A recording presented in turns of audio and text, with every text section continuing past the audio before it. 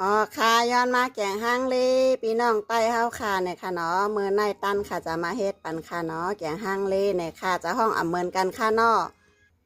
มังเจอห้องเนื้อหมูอุบมังเจอห้องเนื้อหมูนับมังเจอห้องเนื้อหมูจ้อเนี่ยค่ะเฮามาเฮ็ดกันค่ะมื้อนี้หมูก็แล้วแต่เกียกนะคะเนาะนี่ค่ะข้าวซอยปอดหมอกในเนี่ยค่ะเนาะซอยปอดเล็กปอดใหญ่ไรหมดค่ะผักหมี่โฮเผือกบ่ใครเฮ็ดง่ายนะคะเนาะเอาเจนนำไว้ค่ะเจนนำยาวก็มาถูให้ไหนก็เปิกออกยาวเนี่ยค่ะเนาะ แล้วก็ใส่ผักหมี่ค่ะเนาะซอยจะไหนค่ะใส่กระเทียมแล้วก็ใส่หอมแดงค่ะเมื่อในใจหอมแดงเมืองหน่อยค่ะเนาะแล้วก็ใส่มะเขือส้มค่ะแล้วก็มาเอาอาหยองตีนใส่ค่ะแล้วก็ใส่เกลือค่ะแล้วก็ใส่ผงหวานค่ะเนาะนี่ค่ะเครื่องมีอย่างน้ำหน่อยค่ะเนาะเนื้อหมูนาไตค่ะแล้วก็ใส่น้ำมันหน่อยค่ะเนาะแล้วก็มาเตาให้มันเข้ากันค่ะ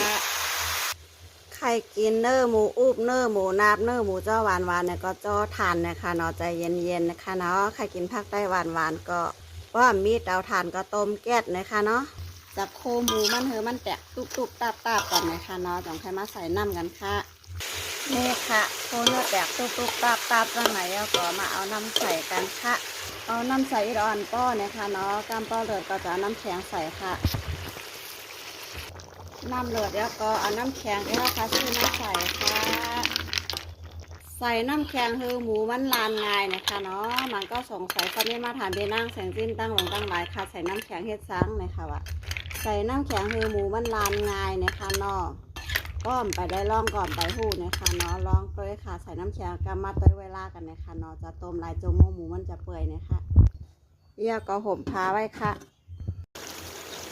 นี่ค่ะเนาะน้ำแห้งแล้วก็จากหมูปลาลานเลยค่ะมาซับด้วยหมูกันค่ะ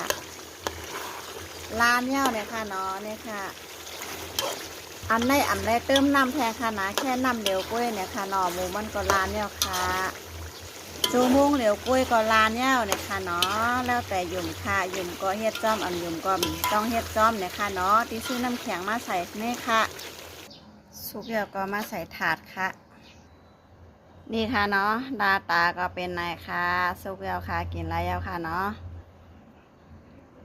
เนื้อหมูนับเนื้อหมูจ้อค่ะสุกแล้วค่ะเมื่อไหร่ค่ะ